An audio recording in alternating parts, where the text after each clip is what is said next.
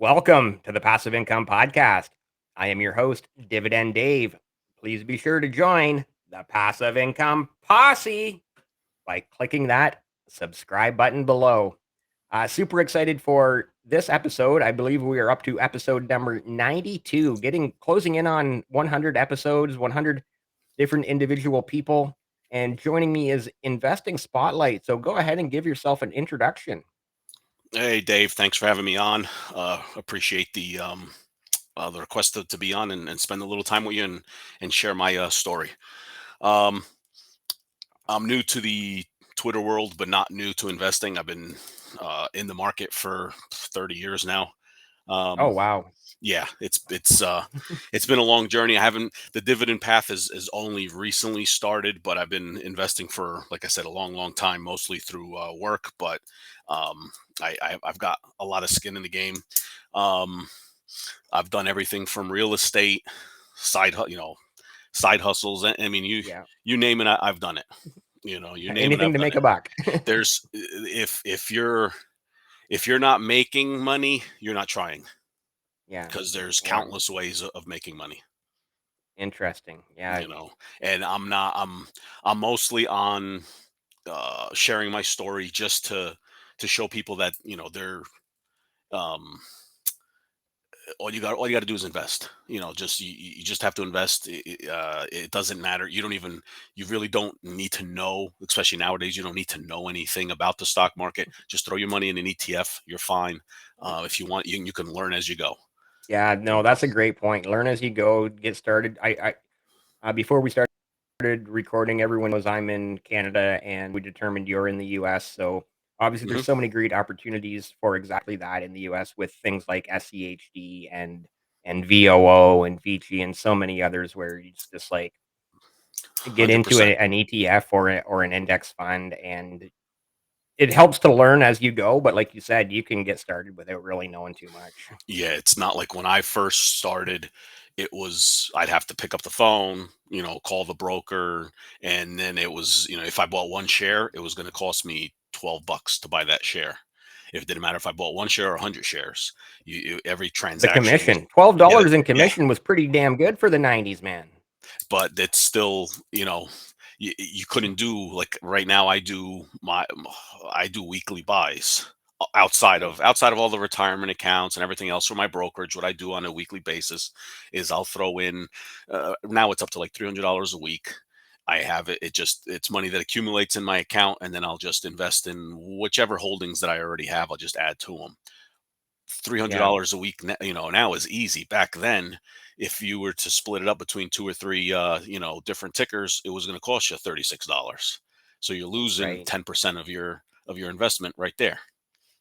And that's on both buy and sell, right? So Correct. you're Correct. yeah, so And you couldn't just I'm amazed that you were only paying a $12 commission back in the '90s because I've heard people like I've had several guests on here our age who have said, "Oh, I was paying like a 50 and $60 commission to my stockbroker back in the '90s." Yeah, if I think if you I forget how it was, but if you phoned them in, like if you faxed in an order, it was at, this is how outdated it is. But if you faxed in like a buy sheet, it was, even more. If you called it in, it was probably their least amount of option. There was no website to log into.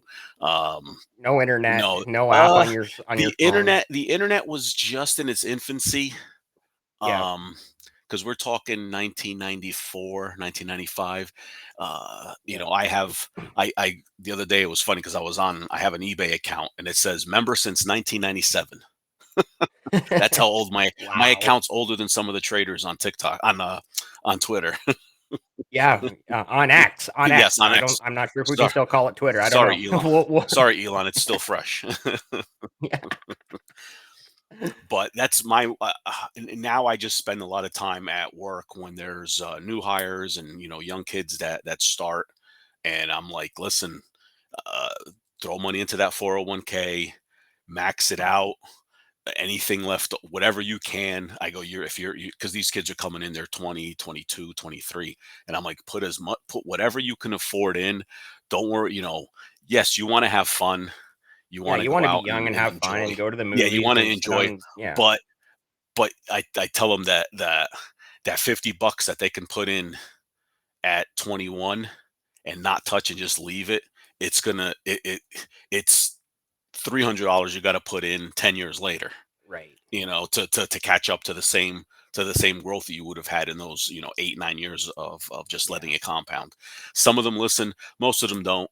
And I'm like, there's nothing, that's all I can do. I can't force you to invest, but it's No. just, I learn from my mistakes. I go, if you want to be retired by 40, 45, the sooner you start, the better. Yeah. No. Amazing. Amazing. Yeah. The 90s, obviously, things were so different back then, and obviously I can relate to everybody knows how old I am. It's right there. Yeah. Levy 1973. I'm 50 years old now, and so I'm I'm I'm well aware of how things were in the 90s and how difficult it was, and how easy it is now, right? And I think a lot of the younger generation, because I've had several, I call them the young guns. I've had several of them here on as guests on the Passive Income podcast, and they realize how much easier it is for them now, where they can research things by Googling and YouTube and abs- listening to people on Twitter, absolutely and they have these free apps on their phones and commission-free trading. It's just like, just the stuff like what M1 offers. I mean, they where you just put in money and they automatically divvy it up between the companies that you want into their different pies. I mean, right, stuff like that where there isn't even a thought process. It's kind of like a 401k where it's just automated. Um, and That's the other thing I tell people is like, listen, if you might be scared of investing, all right, you don't have to go with a solo picks. Just put it yeah, into a couple of funds. It's just like your 401k at work, where you don't even think about it, you don't look at it, but in 10 years, you're amazed at how much it's grown. yeah, So, exactly, there's no, I go, leaving it in the bank isn't going to get you anywhere. yeah, Other than the banker's rich. yeah. Well, and the devaluation of the dollar, when it's just in a Yes. savings account and we've seen inflation hit hard these last 2 to 3 years, so it's like, Yes. that's a lesson a lot of people are learning for the first time right now is like, oh, my dollar from 2020 is not worth nearly as much as my dollar in 2023 because the price of everything has gone up. Well, what got me was like I said, I've since day one, I've been maxing out my 401k. So we're talking almost 30 years now. Um, and obviously way back then the limits weren't, 20,000. I know you're in Canada, but the limit right now is at 22 and a half thousand a year. But in 94 Right. it wasn't that. It was, I think it might have, I'd have to look, but it was under 10,000. It Mhm. just every couple of years they'll tack on another thousand here, a thousand there. So it's not like I was putting away 20,000 for the last 30 years. It's just a little bit at a time. Um, what but how can I put it? I was doing that, and anything extra, I was just saving up. I ended up buying my first uh, rental property. And here's the kicker: I I'm I live in I'm mortgage free right now, right? Oh, awesome. I've owned four pieces of property. I've never made a mortgage property out of my own pocket, Oh, amazing. because first property I bought was a 4 unit, four family. I never lived in it. I rented everything out. They paid the mortgage. It Right. was cash flow positive. They paid the mortgage. I was putting money in my pocket.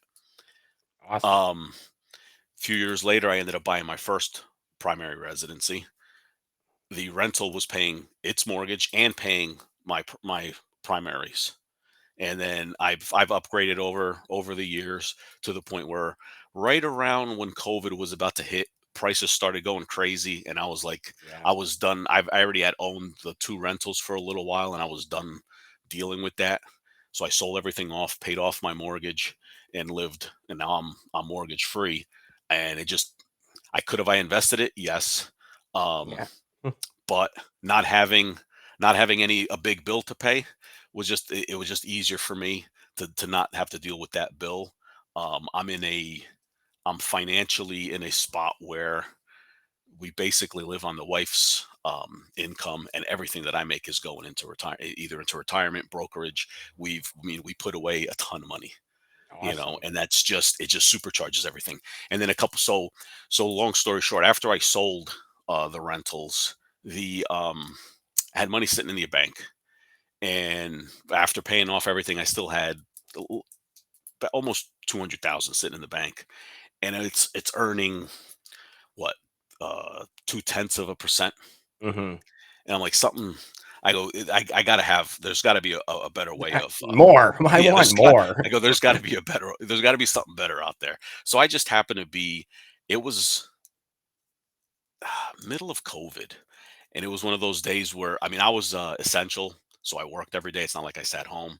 Right. But if things were slow, because a lot of the customers I service were some of them weren't open, I'm sitting at home and I'm just surfing the web and I'm looking at. I actually was on I forget if it was Yahoo, a stock market page. It might have been on Fidelity, and Mhm. I look up the ticker for the bank. I'm in I bank with a small community bank.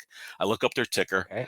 and I see that they're paying a dividend of like 5.5%. And I was like, these bastards are paying the dividend of 5.5, and I could barely get, I can't even get half a cent. I was like, something's not right here. So Out of the same bank, out of the same yeah, bank. exactly. So if I had, So the light bulb yeah, moment is the light like, bulb moment was, wait a minute, they're paying their shareholders 5.5% a quarter, and but they're but they're squeezing me for squeezing me for 2/10 of a yeah, percent. basically yes, 0.2%, and I got to lock my money up for a year. I was like, something ain't right here. So that's when I started doing some digging, and um, I already had a couple of holdings from way back because the old '90s stock tips. Oh, you want to get this. So I already had a couple of shares of like Disney and Cisco and Pfizer, but it was nothing that I concentrated on. It was just sitting in my Right. Fidelity account. I never really looked at it. Yes, some of them were collecting dividends and dripping and all that, but I never really looked at any of that. Then when that moment happened with the when I was looking at the tickers and I was like, "There's got it." So I started doing some research and looking. And I was like, The light bulb "Yeah," I moment. was like, "You know what?" I go, "I don't need the money." I go, "It's not like I got a mortgage payment." I go, "This money just sitting here. I might as well Mhm. throw it in the market just like my 401k is and just start." And so I put a large chunk into SCHD, and then I just started branching out and buying this and buying that. Um, yes, falling for the same pitfalls that any new investor comes and looking at the yield and chasing the yield and making those Oh, mistakes. we've all done Yeah, it. Every new dividend investor chases those high ab- yields, and then everybody comes on here and says, yeah. "Don't chase high yields, look for dividend growth." Correct. So and it's funny, like this week I just got rid of my AT&T. What else did I get rid of? Uh AT&T was one. The other ones weren't really buys. They were just stuff that I started messing with options last year, and like I picked up Walgreens. Um and I got stuck with it. So this year I was like, you know what? It's not. I go, if anything, it's going to get a dividend cut. Let me just get rid of it. So I've just been Right. the last 2 weeks or so, I've been reshuffling some stuff, getting rid of some of the losers and and things like that. But it was just that moment. It was like the bank's giving me this, but I don't need the money. I can just throw it in there and let it grow, you know. Yeah. And that's where it's gone. I've and then I've did a couple of I went on a couple I was on Reddit for a while, but it's just not. You just deal with, you can't tell, but it seems like it's a lot of more younger kids. You can't probably under 18. Um, this little Twitter community is great because I'm not going to say everybody's Yeah. like-minded, but it's geared towards. Oh, it, Hey, buddy. I'm trying to. Sorry it's about okay. that. It's Whistler, come on, stop. I'm trying to record a podcast over here. You know the rules. Sorry. it's okay. The Twitter community is great. Everybody's sharing info, sharing some insights, and that's what's great about investing is there's no, it's a la carte. You pick Yeah. and choose what you want and how you want to invest your money. You want to go ETF route, you go ETF route. You want to do a hybrid and do a little bit of everything, you can. It's all up to you. If you have a hunch some company's gonna turn around, you can try for it. I've done a couple and failed miserably. You live and learn. You live Yeah. and learn. No, I'd agree wholeheartedly. Are we still calling it the Twitter community? The X community? I don't know. I don't know. Um, Elon's got to figure that out. yeah. Anyways, yeah, the community is great of just like, in DivTwit, DivX, Hmm. FinTwit, FinX. Everybody's for the most part, like you said, supporting each other, um, celebrating everybody's small wins. And I see posts all the time of people saying, I made a 50-cent dividend, and and then you see all the comments of like, wow, that's amazing. Keep going. You're like, Yep. and just getting started. Or you see the other end of the spectrum of, I made a $500 dividend. It's like, wow, that's amazing. Keep going. Right. It's like, so it's Yeah. kind of like a lot of the Everybody. same responses, whether it's 50 cents or $500 in dividends. People in the community are just, Yeah, uh, because we're all in different stages of our financial lives. So there's going to right. be people that are just starting out. That might be in their 20s, might be in their 30s, might be in their 40s. You just don't know. You got retired. People that are already retired and they're sitting on $3 4 million nest egg. And yeah, of course, obviously they're going to be bringing in more. But Yeah, that's the end goal is to reach that. for sure. You know. Exactly. Yeah, exactly, right? Reach that Hmm. fire, financial independence, retire early. Unfortunately, it sounds like, well, definitely for me, it's a little too late to retire early. I'm still working, but we'll see where the next 10 years takes me. So, It's um, just it was an eye opening thing having that moment during the COVID, because then I started doing even more research and finding out like that. I don't know how familiar you are with 401k plans, but there's not every 401k plan is built the same. So right.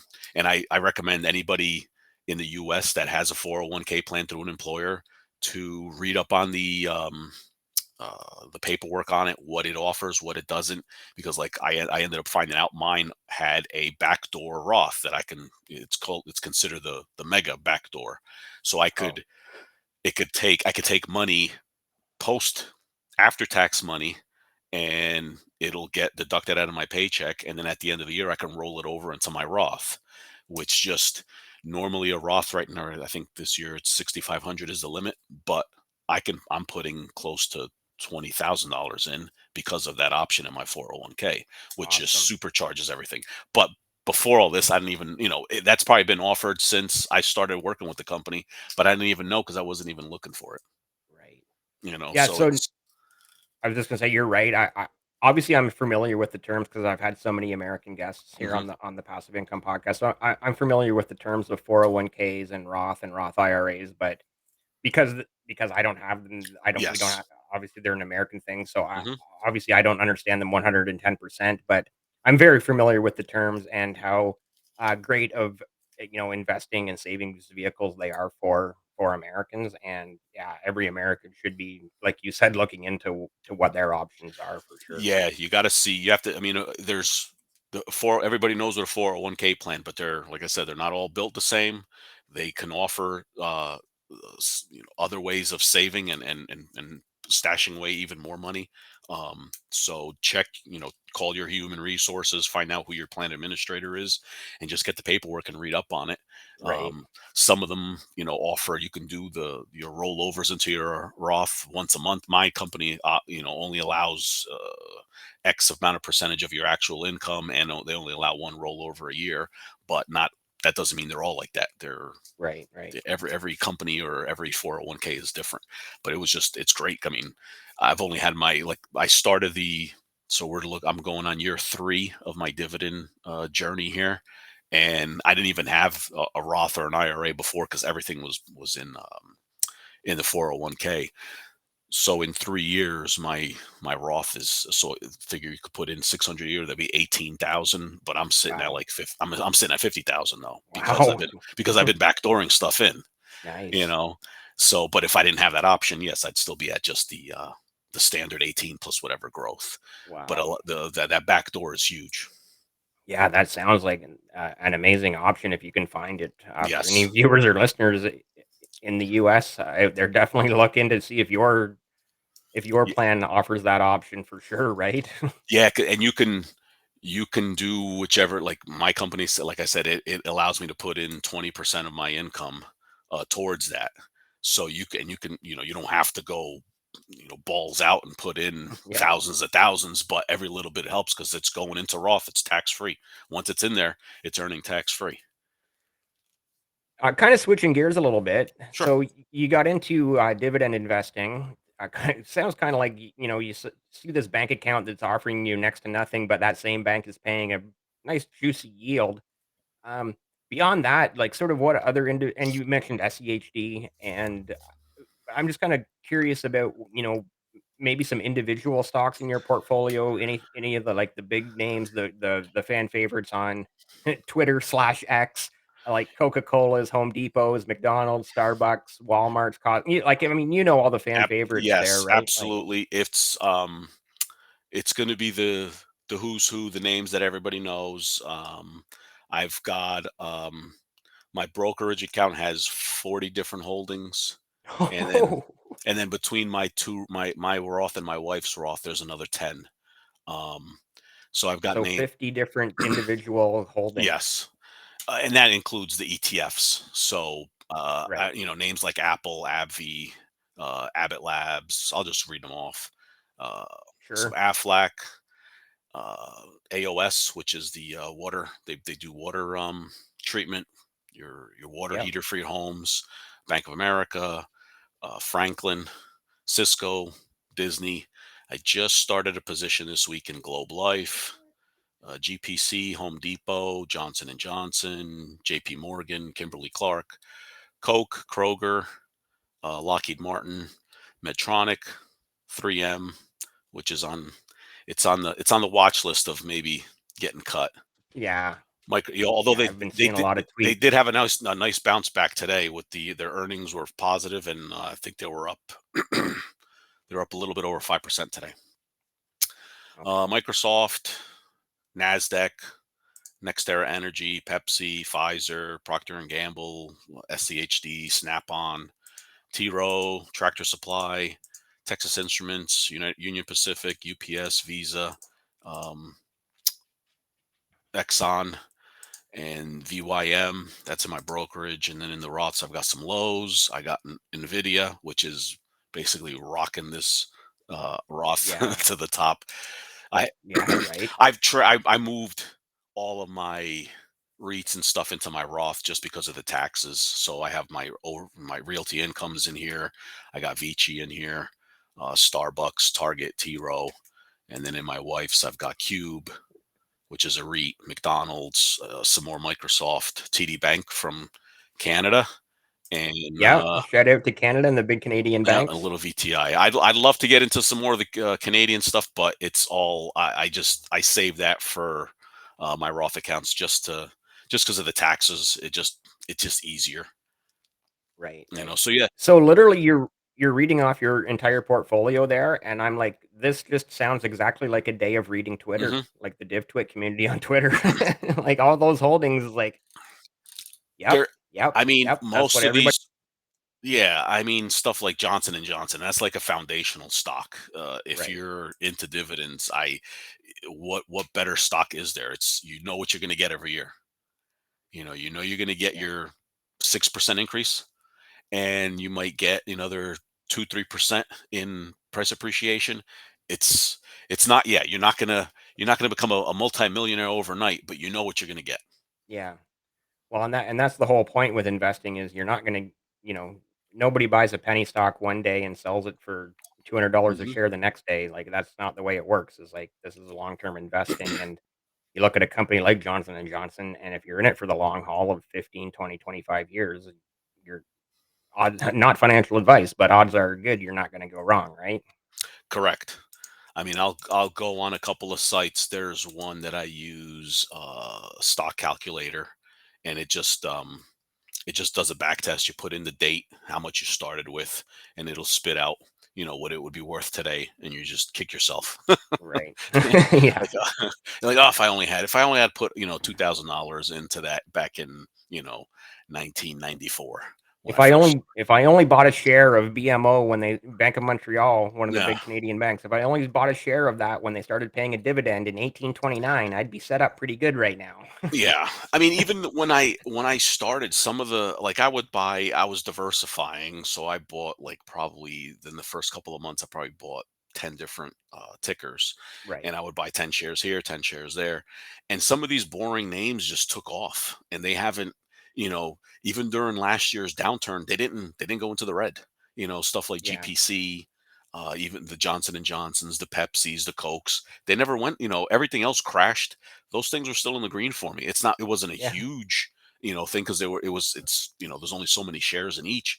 But you Yeah. sit back and you're like, I should, they're boring companies, but they're stable. Well, and that's what investing is, that's what Hmm. you see all the time is like Yep. boring is good. If you're investing in Absolutely. boring companies, you're probably doing it right. Absolutely. It just sucks because you're like, I'd like to put some more in, but now you're like, you get that paralysis of it's already so it's up 15%. I don't want to put any more in there, Yeah. but you just have to get over that. And if it's a good company, shovel more money in there Yeah. because it's And only gonna. and I definitely get how that can be hard to do, right? Where you're like, and like you said, last year, overall, I think overall the stock market was down, but you're looking at all these companies that are more or less winners, like your Cokes, your Pepsis, and Hmm. et cetera, that you just mentioned, that are still in the green. So they're not up by, huge percentage points, but the fact that they're still in the green during a market downturn, you're like, Yeah, something's going right with these companies. But yeah, to your because point, you're already like, do I put more money in now or not? It's like you kind of never know, I guess. yeah, you just don't because nobody knows what's around the corner. Yeah, I think my brokerage account, this brokerage account, it was only down like 2% last year compared to the market being down what 20. Yeah. So I was like, yeah, it was down, but I wasn't down a lot. My 401k was down way more Right, than my right. brokerage account, but it's just because of the names that were in there. And yeah, you had companies that were that were down, but a majority of them weren't. They Yeah. basically stayed or were above my cost basis, and that's how that's it just you're like, wow, you don't have to find the needle in a haystack. You could just diversify by a little bit of everything, and basically building your own SCHD. Yeah, yeah, yeah. So I do have to ask though, like 50 total different positions overall, do you find that's too many? Like, do you think you're over diversified in any way whatsoever, or Uh, you're okay with it? no, Because because it's a very personal question, right? Everybody has a different answer. I ask this to yeah, so many people.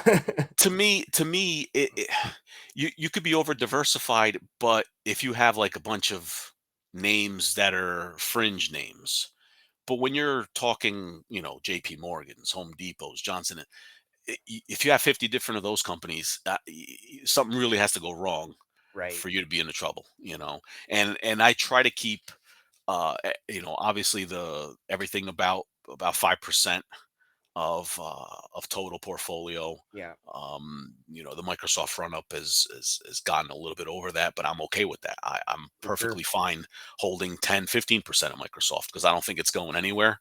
It's just gonna, I think, Definitely not, right? and I think I just heard something yesterday where uh, something was leaked that Microsoft expects to have in the next 10 years to triple their revenue. Oh, yeah. And well, So honestly, it's believable, right? Because every yeah, office in the world, my office included, we use everybody. Microsoft. We Uh-huh. use Excel. Like I'm on Excel all day, every day. We use. I think Excel is probably like one of the most number one software used in the world. I Well, think. that and they have their now everything is linked to the cloud. So Right. when if you log into your Office PC, you're using the Microsoft Exchange to verify your credentials, and then it allows you into everything else. And that's all. I think they're charging $30 a head. Hmm. So if you have a company that's got 1,000 people, that's 30 grand. Right. Yeah. It's big you know, revenue. and there aren't just about Buddy, every. this. It's all right. I He's excited. He wants to be on too. don't even know what he's barking at. He's usually pretty calm through these episodes when I'm recording, as everybody knows. So It's me. yeah, he's definitely excited to have you here as a guest for sure. So I mean, every company out there it's Microsoft. It's not like they're using an app. I mean, other than if they're graphic design or anything else, they might be using an Apple. But office environment, it's a it's a Windows. It's a Yeah, Windows for PC. sure. I don't. In between that and everything else that they've got going on, the Microsoft is just it between them. I like Google. I mean, I have Google and Amazon are my two holdings that aren't dividend focused. And I had beginning of the year, I had been doing like a weekly buy into Google, and now it's turning into fruition. Um, and they just had huge earnings announced today, so tomorrow morning should have a nice little pop. Right.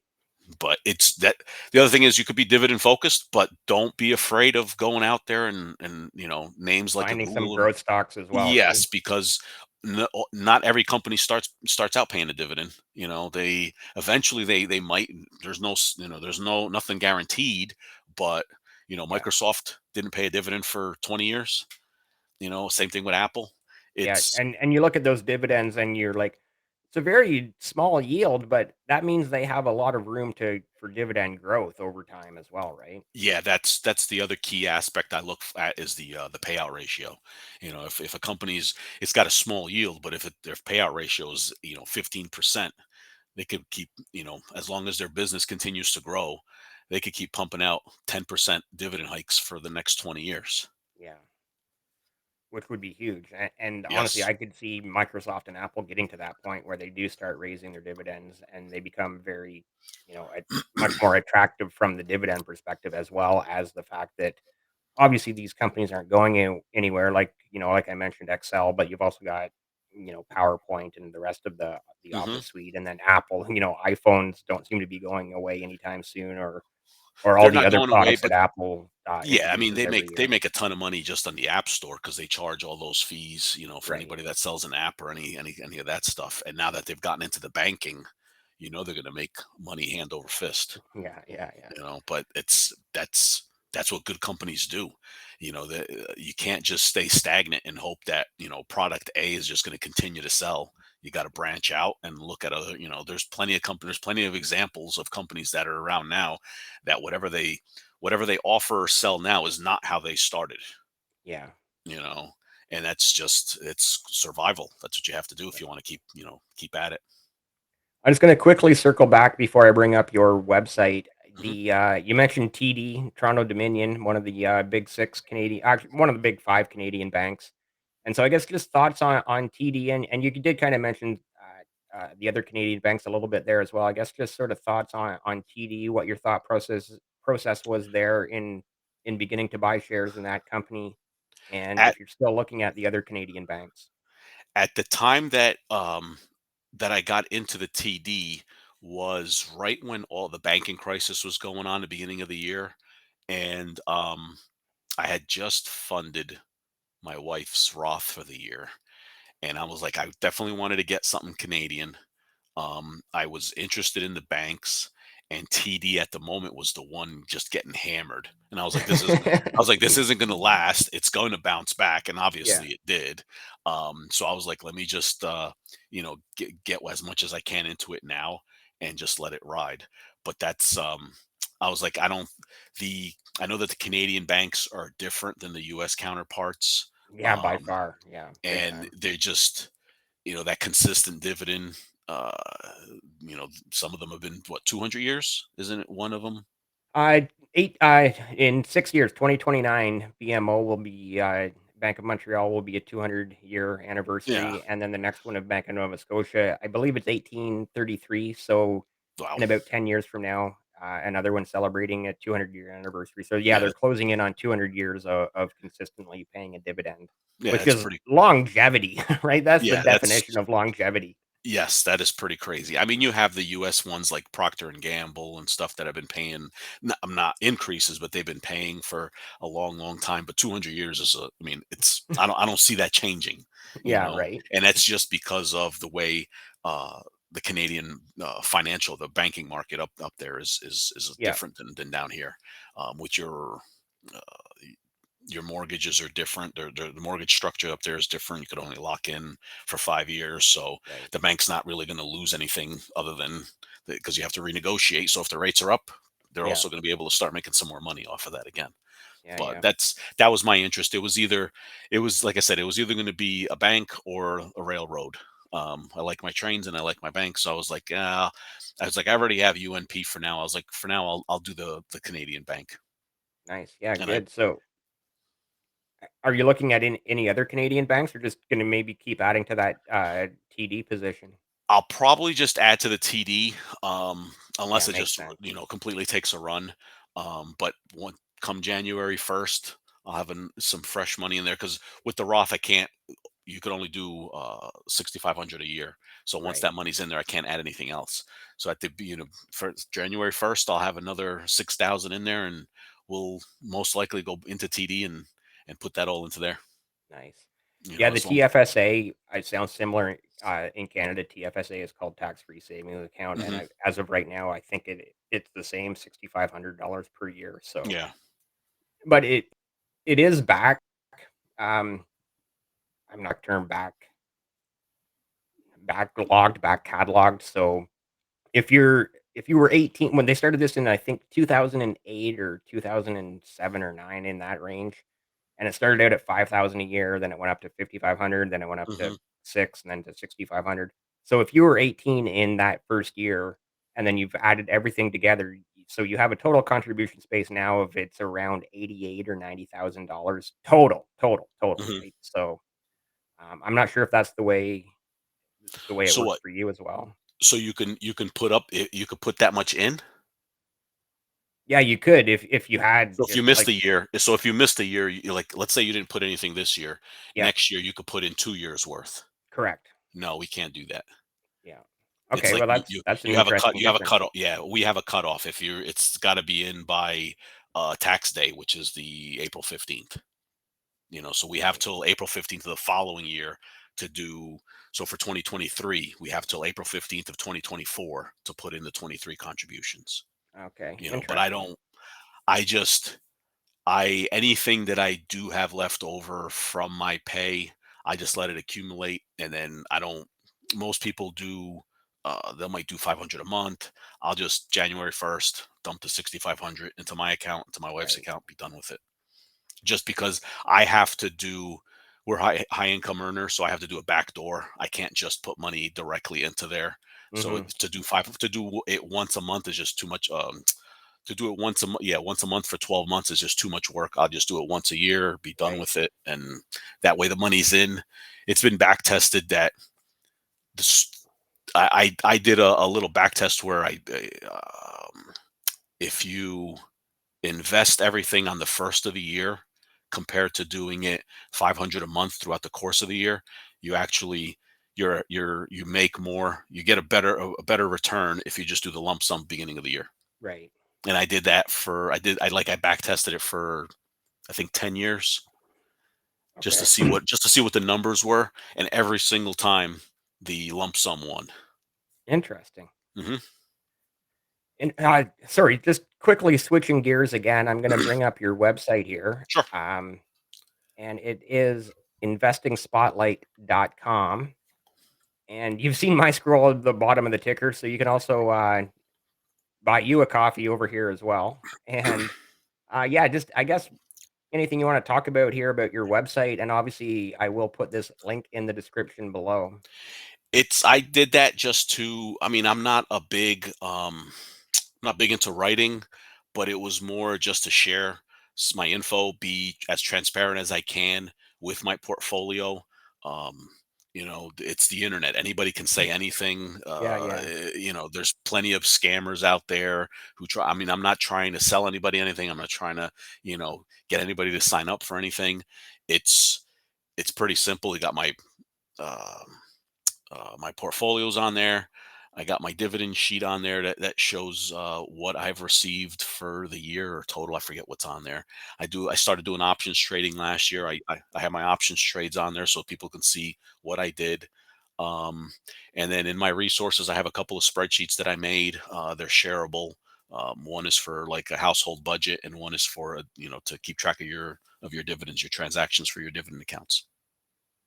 yeah, there's a lot here as I'm just clicking around, so definitely if you wanna check this out, like I said, I will have the link in the description below, and Mhm. feel free to check out this website, and obviously, like I said, they're just clicking around here quickly, there's a lot to look at and to read and to take in, so, yeah, definitely check that out, and then on Twitter as well, if I do this correctly, that should have is that bringing up your Twitter Yes, and I just at recently changed investing my handle, so it's invest underscore to be free.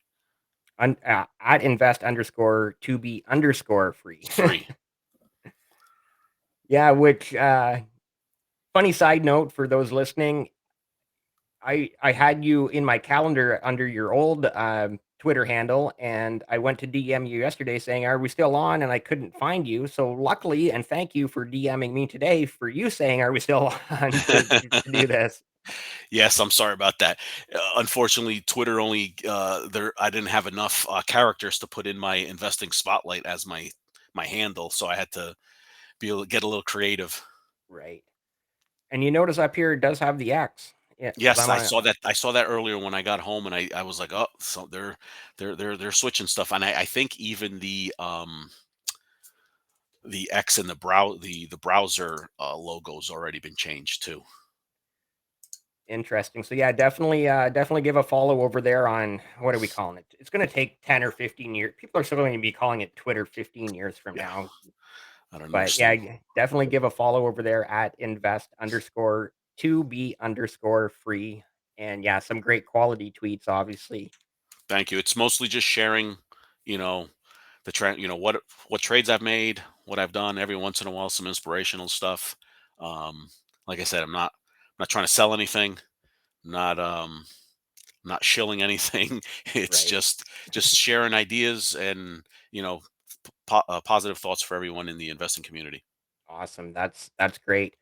So before we sign off, I guess just any final thoughts or words that you'd like to get out there to the viewers, the listeners, the audience.